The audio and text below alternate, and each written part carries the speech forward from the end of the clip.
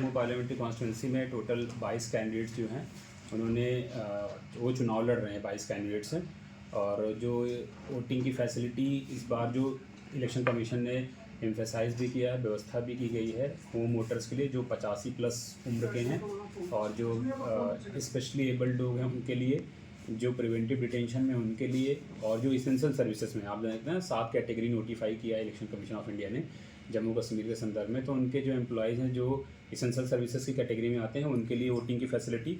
और लास्ट बार आपको बताया गया था कि जो अर्बन एरिया है उसमें वोटर टर्नआउट बढ़ाने के लिए स्वीप की जो एक्टिविटीज़ हैं उस पर कैसे जोर दिया जा रहा है, कौन कौन सी एक्टिविटीज़ की जा रही हैं, और हमारा इन्फोर्समेंट लेवल प्लेइंग फील्ड के लिए किसी तरीके से कोई गड़बड़ी ना हो, और जो कोई गलत तरीके से अगर इन्फ्लुएंस करने की कोशिश करें उनको पकड़ना है, और इन्फोर्समेंट ग्राउंड पे सबके लिए लेवल प्लेइंग फील्ड। तो इस पे मेजर 5 पॉइंट पे इस बार जो प्रेस कॉन्फ्रेंस है उस पर रहेगी। सर कल अगर देखा जाए होम मिनिस्टर जी का भी दौरा है, क्या उसको लेके भी तैयारी फुल फ्लैश है सब? इलेक्शन के टाइम पर जो मतलब सिक्योरिटी अरेंजमेंट होता है वो तो मतलब होता है, बाकी पॉलिटिकल रैली है तो उस पर हमारा ज़्यादा। सर इलेक्शन कमीशन की तरफ से कुछ सीजर्स किए गए हैं क्योंकि अक्रॉस द कंट्री बड़े लेवल पर जो है कैश सीजर हुआ है, उसके अलावा भी बाकी सीजर्स किए गए हैं?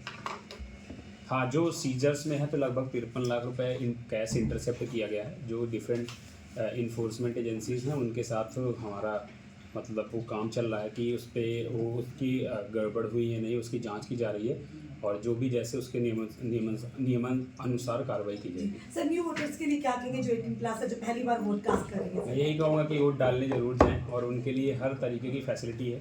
अब ऐसे आपने होम वोटर्स 18 साल के ऊपर जो अभी हैं उनको वोटिंग का बताया है, तो मैं उनको रिक्वेस्ट करूँगा कि वोट डालने ज़रूर जाएं, और स्वीप का प्रोग्राम उनके लिए किया भी जा रहा है। हम मतलब जिस तरीके से उनको प्रेरित कर सकें उस तरीके से जो जिला निर्वाचन का पूरी टीम है वो पूरी तरीके से लगी हुई है कि हर कोई वोट डालने जाए, और हम व्यापक तरीके से मतलब बहुत अच्छे तरीके से वो कर सकें, लोगों को जागरूक कर सकें कि वोट डालने जरूर जाए। सर इलेक्शन कमीशन जो है देश के कई हिस्सों में जहां हेलीकॉप्टर का प्रयोग हो रहा है, हेलीकॉप्टर पर भी छापेमारी कई जगह की गई है, क्या आपकी जो इस कॉन्स्टिट्यूंसी है किसी कैंडिडेट की तरफ से हेलीकॉप्टर यूज़ किया गया है, उसकी क्या जांच की जा रही है? अभी तक कोई यूज़ नहीं किया गया। बाकी रही बात आप जो पूछ रहे हैं सारा कुछ नियम संगत है, नियम जिस हिसाब से कहता है उसके हिसाब से किया जाएगा। इस बार बदलाव क्या किए गए हैं सर? इस बार तो ये सबसे इम्पोर्टेंट चीज़ है कि जो होम वोटर 85 प्लस के ऊपर हैं, जिनकी उम्र 85 से ऊपर है, और जो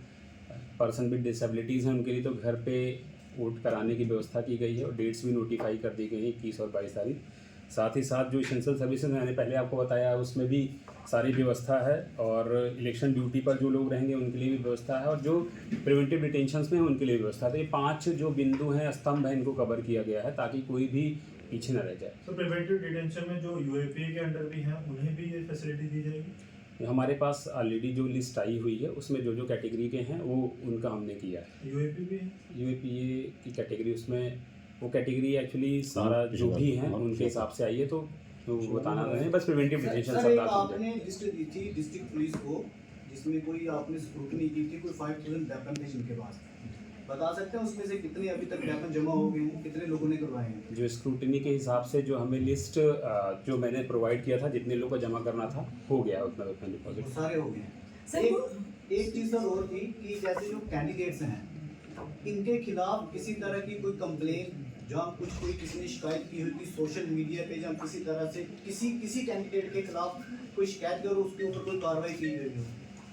2-3 कंप्लेंट ऐसी आई थी, तो जो शिकायत करता थे तो उनको प्रॉपर रिप्लाई दे दिया गया है, और जो नियम संगत कार्रवाई थी वो की गई है। नाम बता सकते हैं सर कि कौन लोग? नाम की जरूरत नहीं, आई थिंक सर कुछ एक लोग अभी भी हैं जो आप ले सकते हैं जो लाइसेंस जिनके पास वेपन है पर उन्होंने जमा नहीं करवाए हैं, और वो कहते हैं मैं अपनी सुरक्षा के लिए रखे हैं, अगर उन्होंने नहीं डिपॉजिट कराया क्या उन पर कार्रवाई जो होगी? मेरा आदेश हुआ था वो 4 कैटेगरीज में हुआ था जिससे चुनाव में बाधा या उस छवि वाले लोग थे। तो ऐसे जितने भी लोग हैं वो एसएसपी साहब ने मुझे लिस्ट दिया था कि इनके वेपन डिपॉजिट हो गए हैं। जी। तो जो उस कैटेगरी में फॉल करते हैं उनके पे फंड डिपॉजिट होगा। सर स्वीप के तहत अवेयरनेस लगातार करवाई जा रही है, वोटर्स को भी कहा जा रहा है वोट डालना बड़ा ज़रूरी है। क्या फार फ्लंग्स एरियाज पे भी इसी तरीके से जो है मैसेज जा पा रहा है? क्योंकि वहाँ कई लोगों के पास तो शायद एंड्रॉइड यूज़र भी नहीं है, मोबाइल भी नहीं है, समाचार पत्रों के जरिए पढ़ते होंगे, क्या वहाँ तक भी पहुँचा जा रहा है? बिल्कुल, मतलब इलेक्ट्रॉनिक मीडिया के साथ साथ प्रिंट मीडिया पर भी जोर दिया जा रहा है और जो भी उनके माध्यम हैं जिनसे उन तक निर्वाचन आयोग पहुंच सके वो किया जा रहा है।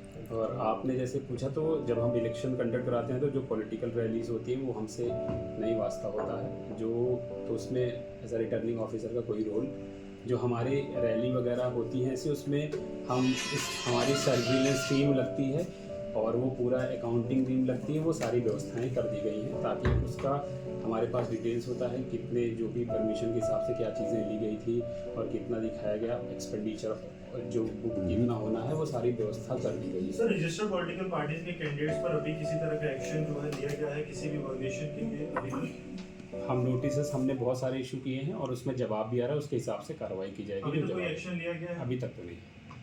सर सीजर में इसके कैश के अलावा कुछ ऐसे लिक्वर है या लीकर भी कुछ- पकड़ा गया है, लगभग 800 लीटर शराब भी पकड़ी गई है, ओके। तो उस पे है तो वो भी पकड़ा